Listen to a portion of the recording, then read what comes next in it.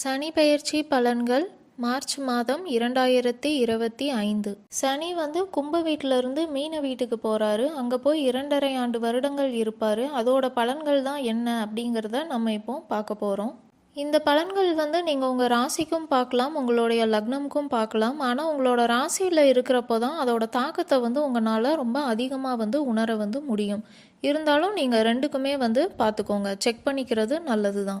இந்த சனி பெயர்ச்சினால் உங்கள் வாழ்க்கையில் எந்த மாதிரியான விஷயங்களெல்லாம் நடக்கிறதுக்கான வாய்ப்பு இருக்குது அப்படிங்கிறத தான் நான் சொல்ல போகிறேன். அப்போது அந்த மாதிரி விஷயங்கள் நம்ம வாழ்க்கையில் நடக்குது அப்படின்னா அதை நம்ம எப்படி ஈஸியாக கடந்து போகணும் அப்படிங்கிறத தான் நம்ம இந்த வீடியோவில் பார்க்க போகிறோம். இது உங்களுக்கு பார்த்தீங்கன்னா வருமுன் காத்தல் அந்த மாதிரி இதுக்காக தான் நம்ம இந்த வீடியோ பார்க்குறோம். சரி, இப்போ நம்ம வீடியோக்குள்ளே போகலாம். சிம்ம ராசி, சிம்ம லக்னம். சனி உங்களுக்கு 8ஆம் வீட்டுக்கு போகிறாங்க. 8ஆம் வீடு அப்படின்னு நம்ம பார்க்குறப்போ இது அஷ்டம சனி. அஷ்டம சனி பொதுவாக அவ்வளோ நல்ல டைம் அப்படின்னு சொல்ல முடியாது. ஒரு சில ப்ராப்ளம்ஸ் எல்லாம் வரும், அதெல்லாம் நீங்கள் ஃபேஸ் பண்ணுற மாதிரி இருக்கும்.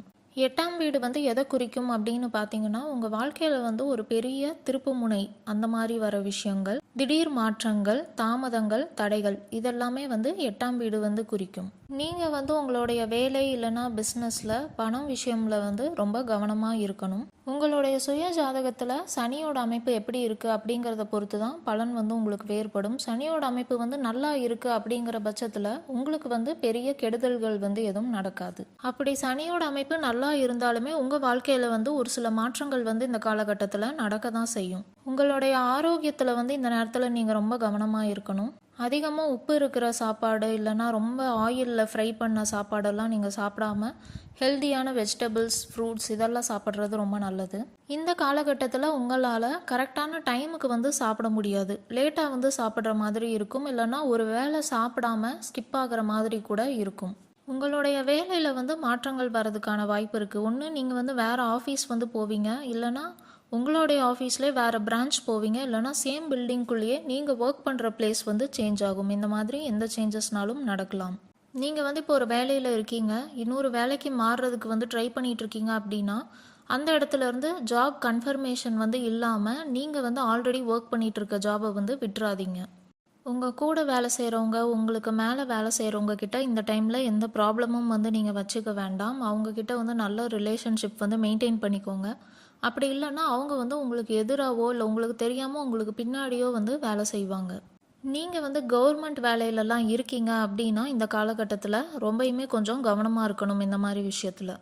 அதே மாதிரி ஹெல்த் கேர் ரிலேட்டட் ஜாபில் இருந்தாலும் இந்த டைமில் உங்களுக்கு பாசிட்டிவாக இருக்கிற விஷயம் எது அப்படின்னு பார்த்தீங்கன்னா எஜுகேஷன் வைஸ் பாசிட்டிவாக இருக்குது. நீங்கள் எந்த ஏஜில் இருக்கிறவங்களா இருந்தாலும் சரி, எக்ஸ்ட்ராவாக ஒரு கோர்ஸ் படிக்கணும்னு நினைக்கிறீங்க, இல்லை ஒரு ட்ரைனிங் அட்டன் பண்ணணும்னு நினைக்கிறீங்க அப்படின்னா நீங்கள் அதை கண்டிப்பாக பண்ணலாம். அதனால உங்களுக்கு பாசிட்டிவ் ரிசல்ட் இருக்கும். உங்கள் குடும்பத்துக்குள்ளே ஒரு சில பிரச்சனைகள் வர்றதுக்கான வாய்ப்பு இருக்குது. புதுசாக பிரச்சனைகள் வராட்டியும் பழைய பிரச்சனைகள் ஏதாவது இருக்குது அப்படின்னா அது இப்போ திரும்ப புதுசாக ஸ்டார்ட் ஆகும். இந்த காலகட்டத்தில் உங்களுக்கு உண்மையாக யார் இருக்காங்க, உங்களோட நலம் விரும்பிகள் யார் அப்படிங்கிறத நீங்கள் தெரிஞ்சுப்பீங்க. மே மாதம் குரு பெயர்ச்சி ஆகுது. அதுக்கப்புறம் பார்த்தீங்கன்னா ஒரு வருஷத்துக்கு உங்களுக்கு ப்ராப்ளம்ஸ் கொஞ்சம் கம்மியாக தான் இருக்கும். அதனால் நீங்கள் இதெல்லாம் நினச்சி பெருசாக கவலைப்பட வேண்டாம். இருந்தாலும் கேர்ஃபுல்லாக இருந்துக்கோங்க. இந்த காலகட்டத்தில் நீங்கள் எதுலெல்லாம் கவனமாக இருக்கணும் அப்படின்னு பார்த்தீங்கன்னா உங்களோட ஜாப், பிஸ்னஸில் நீங்கள் கவனமாக இருக்கணும். உங்கள் கூட வேலை செய்கிறவங்க கிட்ட நீங்கள் கவனமாக பழகணும். அதே மாதிரி உங்கள் ஃபேமிலி விஷயத்துலையும் நீங்கள் கவனமாக இருக்கணும்.